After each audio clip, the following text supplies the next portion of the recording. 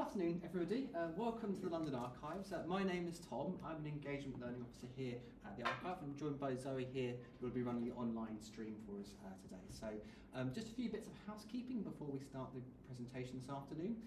If you're joining us in person, just to let you know that we're not expecting the fire alarm to go off this afternoon. So should the fire alarm go off, we'll need to leave the building, which we can do just by evacuating by these doors at the back of the room, down the main set of stairs, and then out of the main exit. If you're joining us from home, my colleague Zoe will be in the chat for you there. If there's any problems with the stream, let us know. We'll do our best to identify if it's an issue our end or your end, and take action accordingly.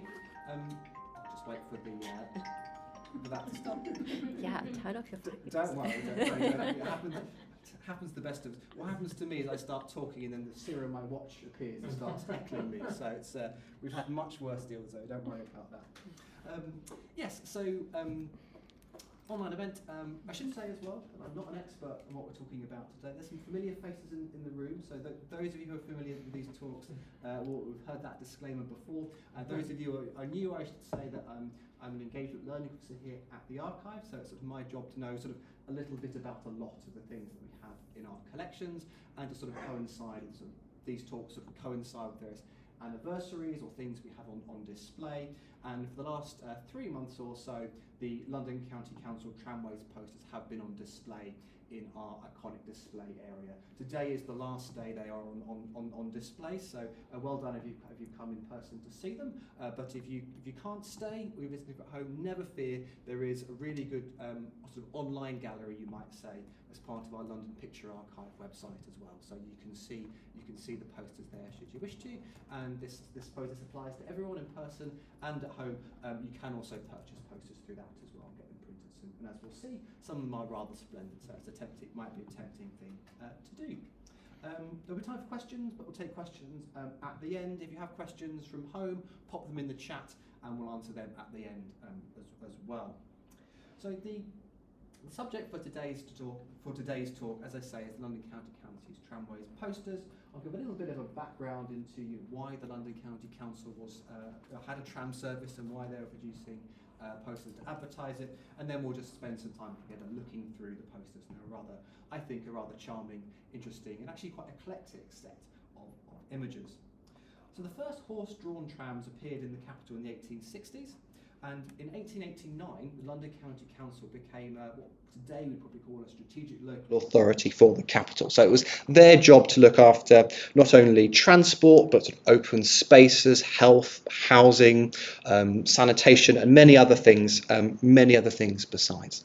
The London County Council is a very sort of interesting beast in the history of London, because it sort of comes in towards the end of quite a sort of freewheeling 19th century, where London develops quite organically. Private companies take a lead, private builders take a lead, and we see the London County Council sort of coming in and providing a degree of order and sort of amalgamation to existing services. And this, and in microcosm, happened with the tram service as well. So in their early years, they were run by private companies, but by 1896, the London County Council ran all these services directly, and they become the largest operator of tramways in the capital, operating over 167 miles of track at its peak.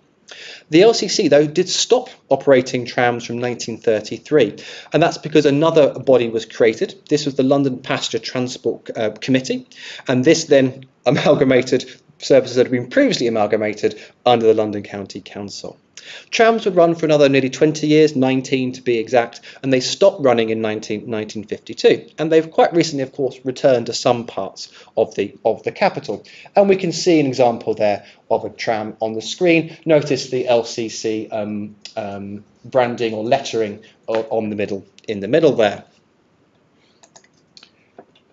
The LCC was dominant in the form of in operating trams, but in transport more generally in the 1920s, the the transport scene was dominated by the underground group, and this operated most of the underground railways, what we today call the tube, buses, and had 3 tram lines of their own. I'm sure an audience such as this, if you've come along to a talk like this will come as no surprise to you that the underground group was well known for their use of design in general and posters in particular to promote their services. Since at least 1908, they had commissioned leading artists to work to make posters for them, and they became the leading patron of poster art in Britain. And these posters were designed to advertise services, but also to glamorize travel, to make it more exciting, to make it feel that bit more special. And although the London County Council had been operating these tram services for nearly 30 years by this point, it wasn't until 1922 that they followed the example of the Underground and started using posters to advertise and promote their services. This isn't to say that advertising hadn't featured already on the London County Tramways, but it had been quite utilitarian. It had been designed primarily, or not primarily, exclusively as a revenue generating tool. So they sold advertising space on the front of the interior of the trams, and they used it to make money. It wasn't until 1922 that they start to use it to advertise their services as well. And you can see on the screen here where the posters would fit in to the design there. We can see on the left a poster for Brockwell Park, and on the right we can see a poster there for the zoo. The posters were designed with the trams themselves in mind, but later on they also featured in London County Council buildings, shelters, and sometimes on street furnishings as well. And the designs were sometimes reused as part of the broad advertising and leaflets and information to support the services as well. Probably in the grand scheme of things, there's not that many of them. So they produce 12 posters a year around 12 posters a year between 1922 and 1932. And we have an extensive but not complete collection here at the London Archives. You'll also see the posters in the collections of the London Transport Museum and the London Museum as well. And sometimes, although only rarely, they do come up for auction in private collections as well. I think it's fair to say they're not as well known as the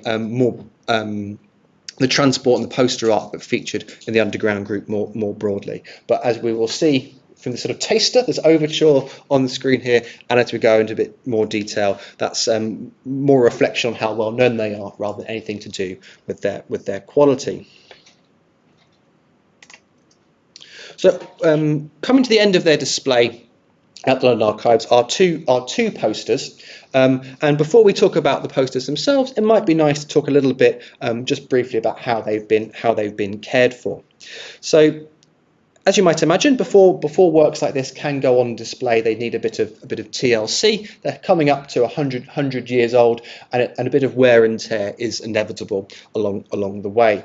I'll just point out that this poster that we can see here is the sort of the proof poster, the design poster, which is why it has a sort of slightly collage-y feel. And if you've got sort of better eyesight than mine, you might be able to see from the back there that there's notes on it as well. So these, if you like, are the proof copies that are on board, rather than the copies that would have been actually on display on the trams themselves.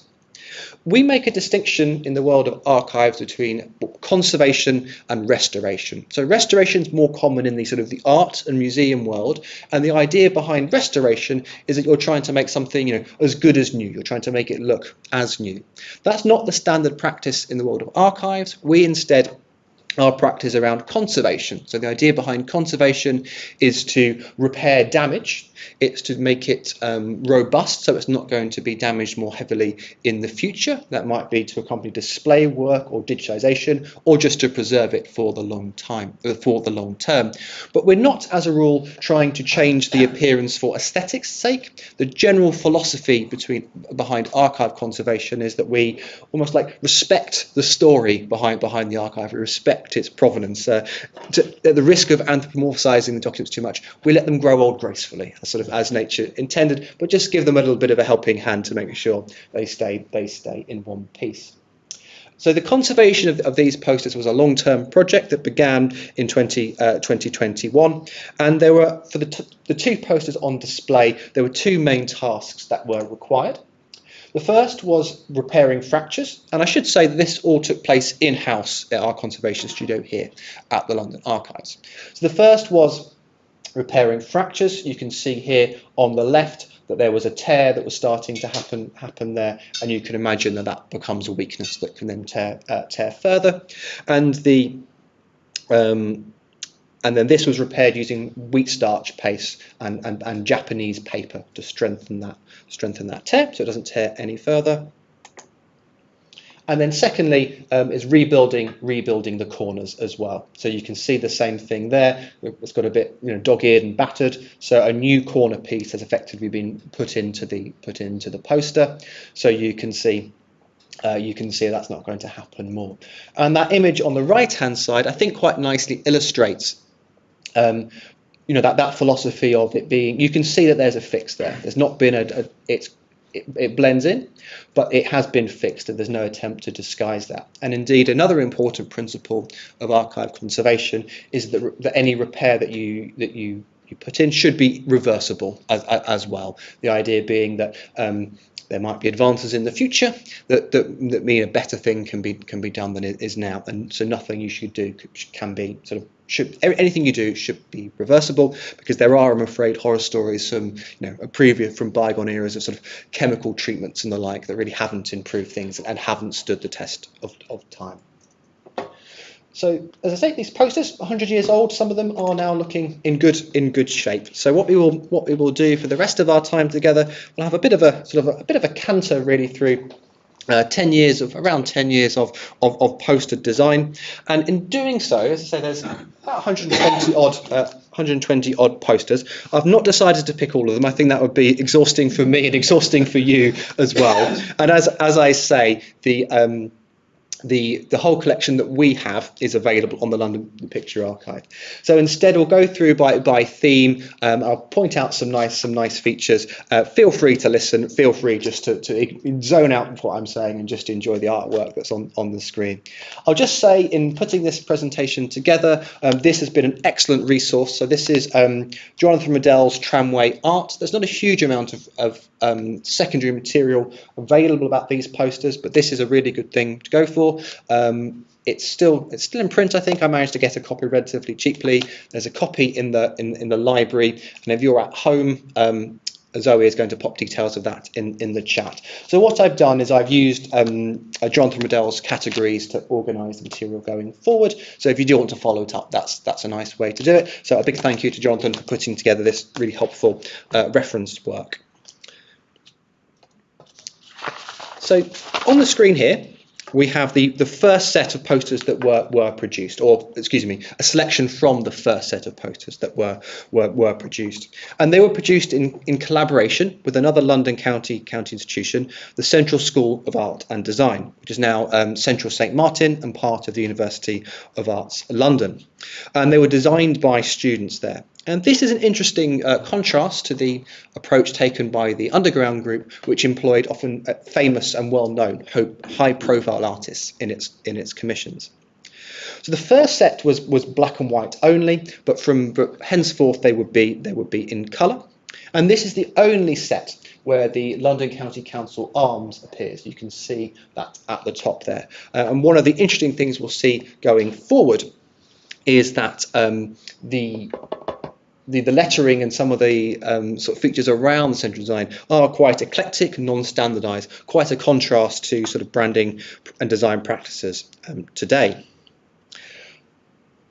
3 sizes of posters were produced, and here we see the most common size, which is 28.5 by 14.5 inches, which, as you might imagine, is designed to fit into the display board on the front of the tram that we saw earlier. But 2 other sizes were produced for display in the other settings. So that could be LCC buildings, shelters, street furnishings, those sorts of things that we mentioned previously.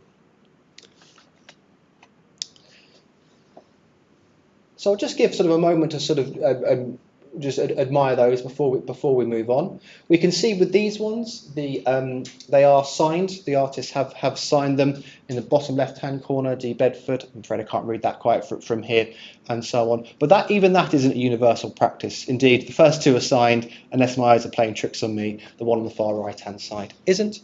And it's worth mentioning when we're talking about the authorship of the posters that in what was quite a progressive turn for the day, many of the posters were produced by female artists. This was an important stepping stone in some of their careers, where there weren't a lot of opportunities for female artists to make their living commercially. Were they paid? Yes, I believe so. So the question was were they paid? I think they were paid a small commission, but I would need to double check that for you. Yeah. And as I say, we'll now proceed sort of thematically rather than chronologically, and we'll get a sense of the kind of things that were advertised and how they featured. So on the screen here we have three posters advertising London's parks. So it's probably, if I've not mentioned it already, the rationale being if you advertise nice places to travel to, you will use the trams to travel to them and thus have more business for the trams. So already you can get a sense of some of the design features that are common but by no means universal. So what would have been sort of a modern style of design at the time features, very colourful and nicely composed as well. But you'll also get a sense of some of the idiosyncrasies of these posters as well.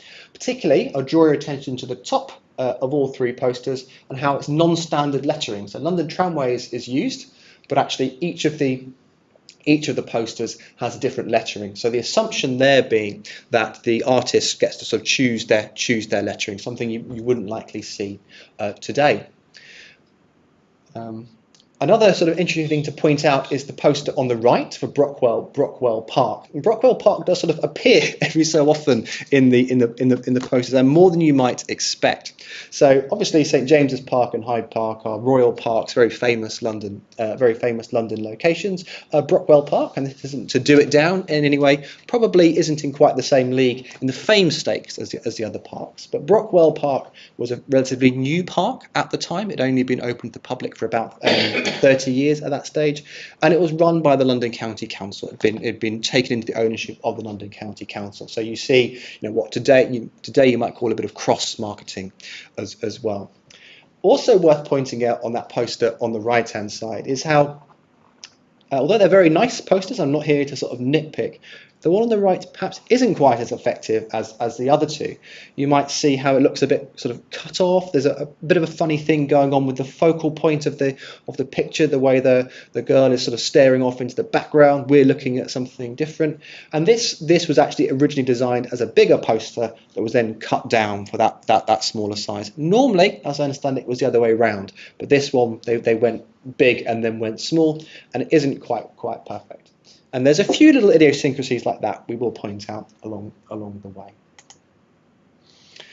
One thing that features very heavily in these posters is London Zoo. So with the exception of the first year when with the student commissions, London Zoo features in every set of Tramways posters, and this was because it was one of the most, if not the most popular tourist attraction at the time in 1920s, early 1930s London. And these, purely editorialising, as I like to do occasionally, abuse the power of the pulpit that I have here. These are also some of my favourites, for no other reason than I like animals, and I used to live up the road from London Zoo. And so I'll let you admire these for a moment before maybe pointing out some interesting features. So again, we have the non-standard lettering in terms of how it, the size of the lettering, in terms of how it spreads across the design, and we also have, interestingly, so the main image sort of bursting through the frame and bursting through the lettering in some questions in a way that sometimes definitely feels deliberate. So on the London, with the toucans on the far side there, to me that's an obvious design thing, the elongated beak pointing up and pointing down. is clearly a design feature designed to catch the eye, and I think adds a certain degree of playfulness as well, sort of fitting with the day out at the zoo. And then the picture on the left-hand side with the lion cub there, I think a similar thing is going on there, but here the cub feels like it's bursting through the frame, which I think gives sort of an added sort of intimacy to the image. And we will spot a few other features like that as we go on, which I don't always think are quite as well considered. So as we heard, in many ways the poster are not just advertising the trams, they're advertising London as something to do. And this is the set of three we have on the board now give a sense of how these tramways might sort of help you plan a day out. So again, actually another one of my favourites, we have modern London here on the left.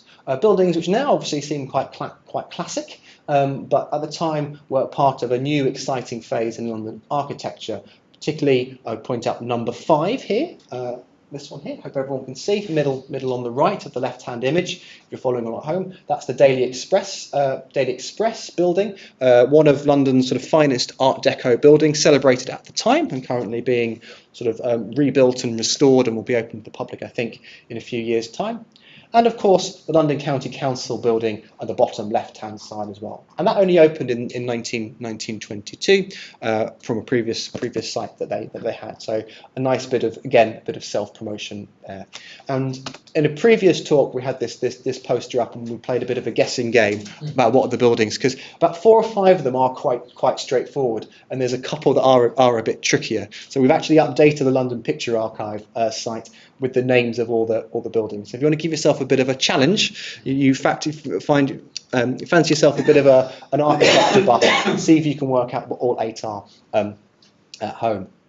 And then as we go along, we can see this interesting dynamic where the posters don't have a unifying as many unifying elements as you might expect, and the design and the artwork sort of very much features the subject matter. So Dickens' London, appropriate enough, has gone for a far more traditional style of illustration, and then the same on the Seymour of London poster on the far sort of left-hand side, right-hand side as you'll be looking at it, where in sort of what we might say a precursor to the travel card that we have today, you can have a ride at will ticket and see all these famous sites at different sides of London for 1 pence there. And again, notice Brockwell Park sneaking its way in at the top there. Again, no offence to Brockwell Park, but if we think about our top London attractions, we would say Tower Bridge, we would say Westminster Abbey, we'd say St Paul's Cathedral. We probably wouldn't put Brockwell Park in quite the same category, but that, of course, is part of its charm. As you might imagine, there were sort of associations and even class associations with tram travel at this time. It was a cheap form of transport, and that, in the minds of some people at the time, in a quite a class defined society, had connotations as well.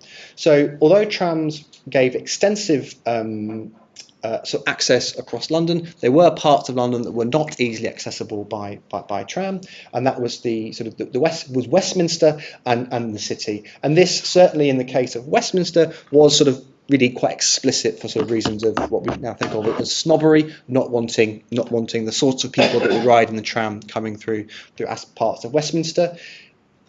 It was couched in a not unreasonable concern around the disruption the building trams would entail, but there was sort of a social kind of commentary going on there as well. And something similar, but not quite the same, meant that the trams never really served the city. This instead was to do with sort of administrative boundaries, sort of the City of London. Speak this as a City of London employee, often being quite jealous of its boundaries in the service and wanting to certainly historically speaking, sort of keep control within the square mile. And what we can see here, on particularly if we contrast the poster on the left and the right, is that different use of design and no unifying concept, and actually how that can be different levels of success depending on the artist. So on the left, you have a very high energy, sort of abstract image compared with quite a sort of traditional, almost sort of chocolate box image on the right hand side, comparing simply tramways for the city there. But it's also worth mentioning something I alluded to earlier, that the tramways posters sort of fit into a broader suite of sort of public information and advertising for the London County Council. And what you would find is that these images would be reused on the front of leaflets, pamphlets, timetables, those sorts of things. And that was exactly the case of the one on the right-hand side, London Tramways to the West End. And I'm going to read you a little extract from the London County Council minutes, talking about what the value of these leaflets. And I'll be honest, it's not full on offensive, but it hasn't aged perfectly. It does sort of feel a bit ageist in one point. So I will read it out, but just have that in mind as I do so. So they say, pocket maps and leaflets are means by which the story can be told in detail. The best agents for maps and leaflets are inspectors and regulators.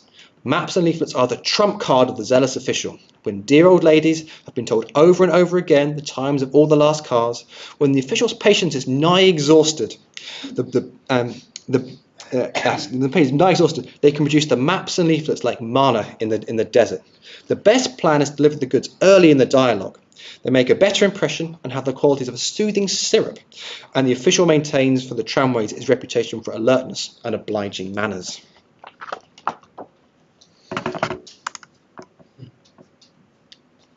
So here we have sort of three more posters that centre around some of the most sort of popular destinations, or the kind of the core of the tramway system. So the system was divided into north and south sections, with the Kingsway Tunnel joining them together, and the embankment being a very popular location as well. So these are things that feature in quite a few of the posters. So we have three more on the screen for you to enjoy. On the left, picked really because I like it as much as anything else. A poster we used quite a lot as part of our advertising on a previous incarnation on the Picture Archive, something called Collage, and I just really enjoy the sort of the heroic, epic quality of Big Ben in the background there.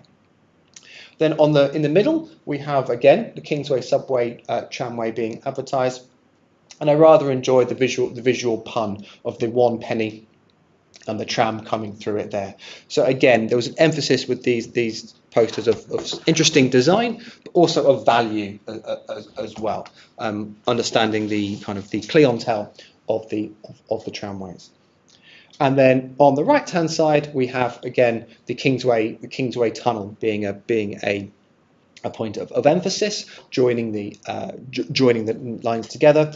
And interestingly, Jonathan Riddell in his book there observes that there's almost an inaccuracy, you might say, in the tunnel there, in that one of the points of the tunnel was you could travel both ways. It was double track, but a single track has been put in there. So another example perhaps of aesthetics trumping accuracy. And the design there is designed to sort of evoke fireworks, again to kind of give a sort of fun festival feel. This was just a general sense of the Kingsway Tunnel being fun rather than being linked to a particular occasion. So we've had adverts for sort of general locations and green spaces. Here we have three.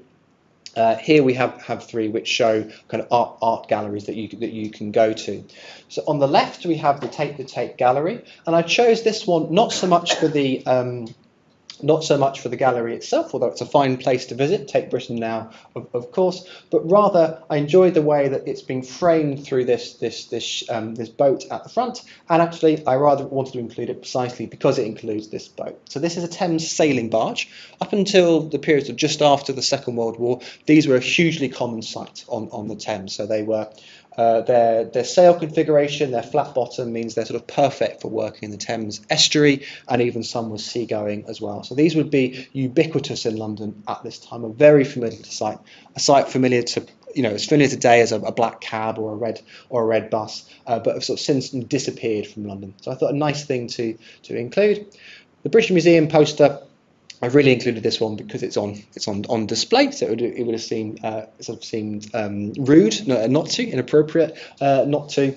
And again, it's worth stressing as well, this sort of classical feel was very much in vogue at the time. So there've been important archaeological discoveries at the time. So ancient Egypt in particular, but sort of also Greek and Roman themes were very prevalent in the art at the time. If you think about Art Deco, it's one of the defining features of it, and that's applied to this poster as well. And Guildhall Art Gallery Museum, part of the City of London family. I have colleagues over there. I couldn't miss a chance to promote their services as well. So, and believe it is still free admission and open during the week as well. So some things don't change. So we've seen sort of locations along the river, but also the river itself becomes a feature in some of the advertising. And travelling along down the river, we can see the different sides of the Thames, the different characters of it, from sort of working to leisure. So in Putney, on the left-hand side, we have this, I think, really strikingly beautiful image with the sort of S-curve of the sailing boat there. Really pleasing, sort of sinuous image there. Really fine bit of design there. And then if you look a bit more closely as well, you might see at the top and the bottom there the rowers there. Obviously, another important sort of fact of life, sort of facet of life on that part of the Thames. Then in the middle we have the sense, pleasure giving away to work. Again, something that's perhaps not familiar to us now. When these posters were common, the Thames was very much a working river. The Port of London was one of the busiest ports in the world, central to the British Empire at the time. It was a working river, and that sort of sense of industry and sort of energy and action, I think, is very nicely shown in this middle poster, particularly like the sort of the choppy features of the water there as the boat goes through, and the way that the sort of industrial design, which must be the Charing Cross Railway Bridge, is sort of framing the more aesthetic qualities of the other buildings there. And then on the right, we have Greenwich Beach and Pier. I didn't know this until I researched this talk, but in the 1920s and 30s, there was an artificial beach, a sort of pleasure beach over at Greenwich, and you could get the tramway there. So a nice bit of sort of social history sort of hiding in the design history as well. I sometimes think I've spent a bit too long around archives. I've been here for 10 years as of about a week ago. And I realised this morning when I was looking at kind of going over my notes, this one, and thought that this lady here has a slightly flirtatious character going on there. So I don't know if that's an opinion sort of shared by the rest of the room, or I've in fact spent too long around archives. But nevertheless, whatever the lady's sort of intentions are there, we get this sense of a fun day out in this image. And the theme for this one is, I think, it's Epping Forest to Wimbledon. Again, showing not just the sort of urban side of London life, but its parks as well. We are very lucky with London that it is a fairly green city as these things go. And this was part of, as often the way, that broader sort of mission of the London County Council to promote kind of health, to promote sort of some good living. There was a real campaign at the time to improve housing, to improve sort of sanitation, and the idea of taking people to green spaces through their services fits in with that rather nicely. So we have sort of a fun day out at the fair on the left, and then a more sort of active but still sort of sedate image of Putney Heath there. Particularly like the way that tree comes across and frames the image. I think that's very nice. And then this sort of nice sort of vernal sort of russet colour here with the windmill there for Wimbledon Common. And then continuing with our sort of outdoor theme, we have some posters celebrating Greenwich Park as well. Again, mainly personal preference more than anything. I particularly like the aerial view here of this one on the left, and the way that we can sort of imagine view the path going through, kind of being quite active for the eye, but then the cutaway with the stag there.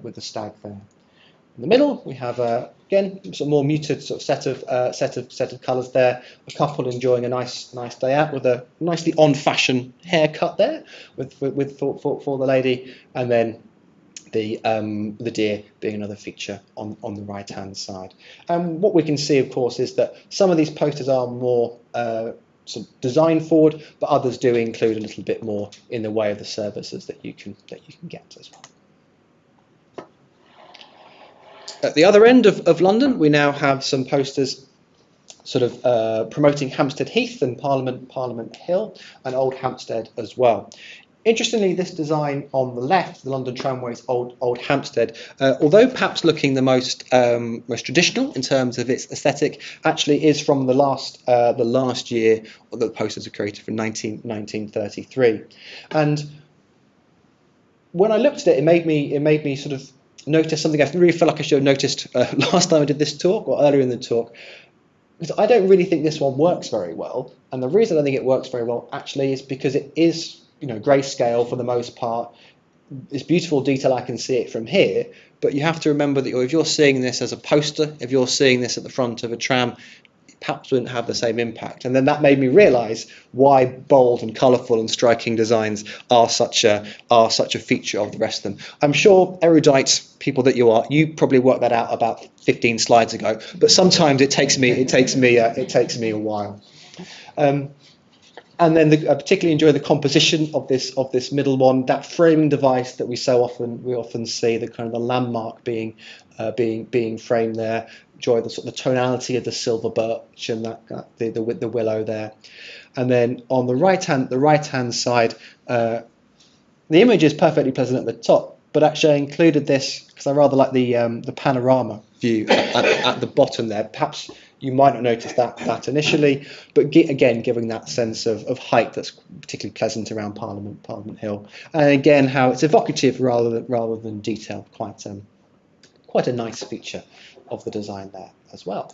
If I may interrupt, I noticed that the middle one of those last three, I think was the only poster I've seen so far which didn't quote any tram route numbers. Oh, that's a good spot. I'll just repeat that because I'm not sure if people at home can hear. So we had a very, very good observation from the back there. Thank you for that. That the Hampstead Heath and Parliament Hill one is the only one we've seen so far that doesn't in fact have the tram services labelled there as well. Excellent spot. Thank you.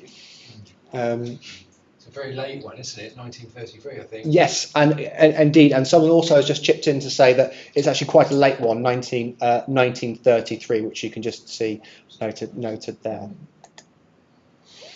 Surprisingly, perhaps considering it might have been an obvious thing to advertise, there's not a huge amount of sports event advertised in the poster collection, but there are a few, and actually in big contrast to the one we just spotted, image on the left-hand side there, perhaps the design elements are slightly more muted, and there is more of an emphasis on practical information around the services. So this is the image on the left-hand side, and also you can see that you can get a fixture card and map free. I'm a bit of a sucker for a fixture card. I quite like it. I always forget when things are on, and the Six Nations is on or the Lions Tour's on at the moment. Having something sort of physical so I can remember when things are on, I rather like. So that's a nice little touch there.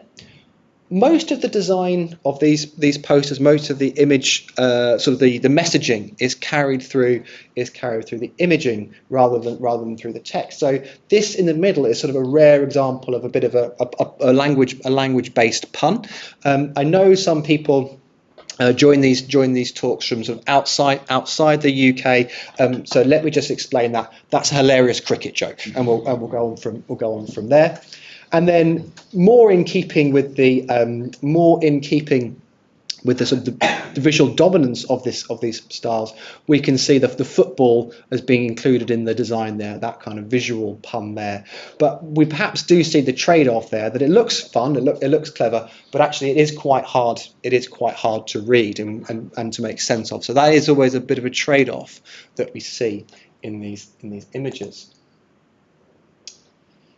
So for the most part, so far, the posters have been advertising sort of places to go, to encourage you to go on journeys. But there are also encouragements about using the service in general, advertising sort of ticketing and ticket prices, and we can see a few examples there.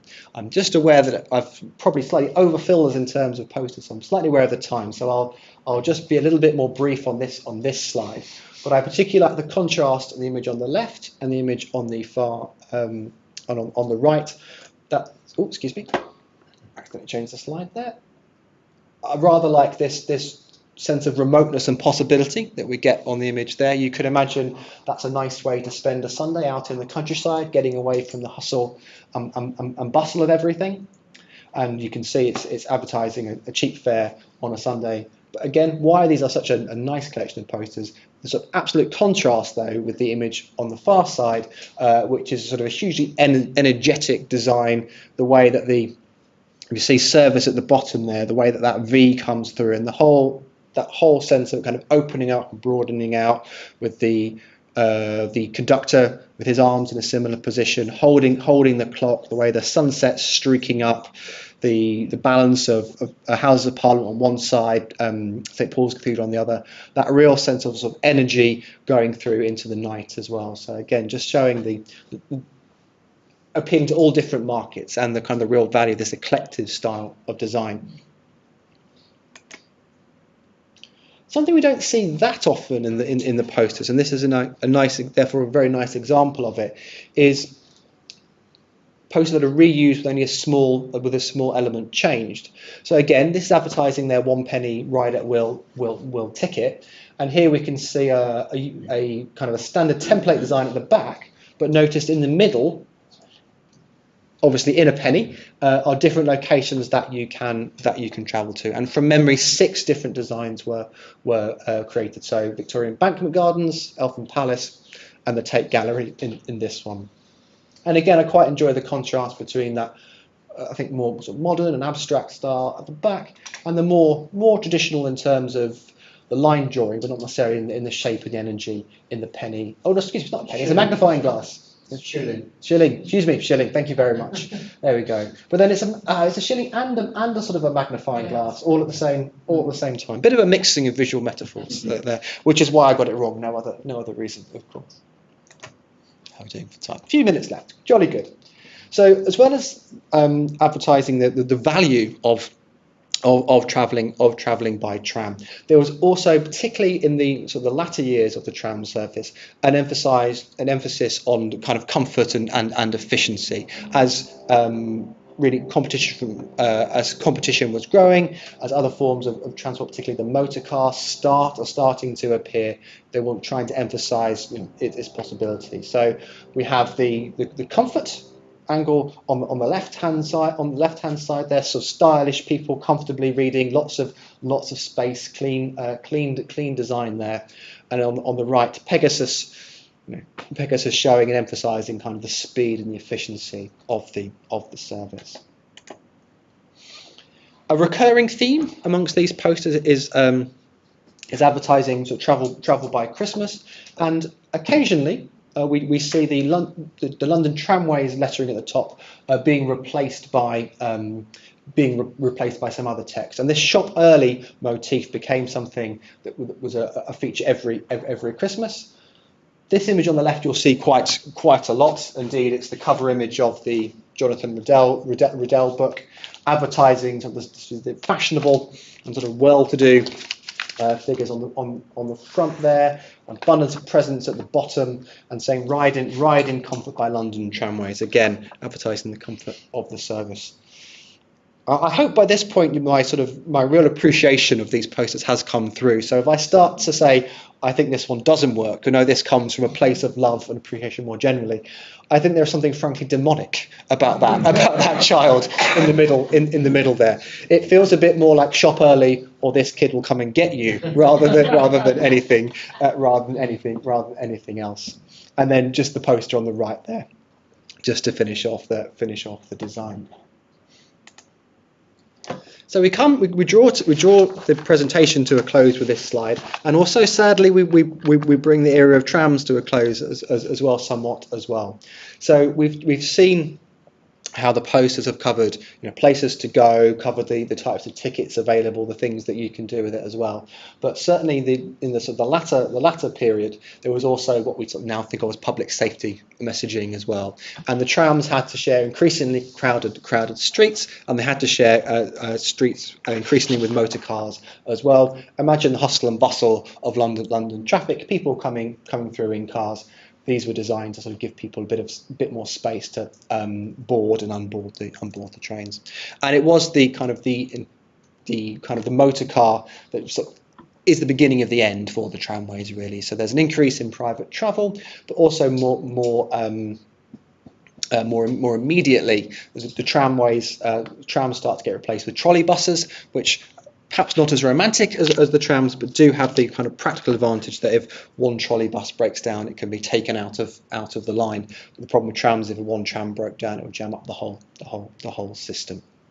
So I hope that on that sort of slightly sort of diminuendo note, I hope that was interesting for you. As I say, I think they're a really nice collection of posters, perhaps slightly underappreciated. So it's nice to do our bit this afternoon to celebrate them. As I say, today is the last day that they're on display here at the archives. So if you're in person, it'd be nice to have a look at them. But as I said, they are all available. All the ones in our collection are available on our London Picture Archive site as well. So that's a nice thing to do, to have a look at them. And at this point, I'll say thank you for your attention. If you have any questions, I'd be very happy to answer them. Yeah. Yes. A number of the posters mentioned Pullman trains. Are they different in some way? Okay, thank you. I'll just repeat the questions for the benefit of the people at home. So a number of the posters mention Pullman trams. So this is where I'm slightly on the edge of my expertise, and I'm well aware that transport history has some very knowledgeable people. So as I understand it, a Pullman is a particular type of train car where the configuration of the wheels allows for a longer wheelbase and more comfort. So that's something that people would have been aware of from rail travel. And so they're sort of saying Pullman by way of analogy. It's one of those things where the language is slightly stretching. It's saying it's a slightly different configuration and it's more comfortable. So if you were a pedant, you would say that's not a Pullman car, but that's what they are alluding to. And I'm sure there's more detail that can be added to that, but that's the gist of it. Yeah, you're welcome. Any other questions for now? We'll go here and then we'll go there. Yeah. Many of the designs look like they've got an inspiration from sort of the Japanese woodcuts. Do you know how the initial designs were then made and then manufactured? Were woodcuts used? Or? I'll repeat the question. So the question was that lots of the posters seem to be inspired by sort of Japanese sort of woodcut. What was the process for? I'm afraid you've caught me out there. I don't know. I think it would have been some kind of mechanical reproduction process, but I don't know the details. The best that we can really, I can answer that if I. Sorry, that doesn't make anyone feel seasick rushing through the slides like that. The best insight I could offer today is just to think about this poster here, which gives us, you can see the different design elements coming through, but I'm not sure about how they were sort of mechanically produced. And I think it would probably slightly depend on the artists themselves because they are different, but I don't know is the honest answer. And there was a question here. So 1922, when they started producing them, were they really starting to see the impact of the underground and their poster campaign? And was there a tail off in the demand for trams? So that's why in 22 they decided they really needed to do this. Yeah. So the question was, the benefit of people at home. These posters come in 1922. Was it a response to a lack of demand for trams? My understanding is no, it was really an appreciation of, we're missing a trick here. That the London Underground has been doing this for a while, say since 1908. This isn't a passing fad. This is a good thing. We could do it. We could do it too, rather than a feel like the trams weren't being used. So previous to that, the London County Council Tramways had a bit more of a hard-headed utilitarian view that it's for selling money. It's for getting, if we sell the advertising space, we get that much revenue, good. And then I think they realised they could take a bigger picture to understand it. Yeah, thank you. Are there any questions from home? Zoe? No questions from home? Are there any more questions in the room? No, in which case I'll just say, if you do have questions at home, now might be a nice time to pop them in. I know it can be hard to get your fingers typing quickly, so I'll give you a moment, and I think there is actually a bit of a lag sometimes as well. So whilst and if there are no more questions in the room, I'll just say that if you're interested in travel and such things, on the make sure I get the date right. On the 24th of July, the next we have a talk on the Metropolitan Railway. But these talks are a regular fixture. They are the second Thursday of every month. So there's various things that you might want to come along to. There's some brochures at the back of the room. If you're at home, just pop along to our Eventbrite page, and hope to see you all at some more events. Unless there are any questions from home. No. Well, thank you all again. Thank you.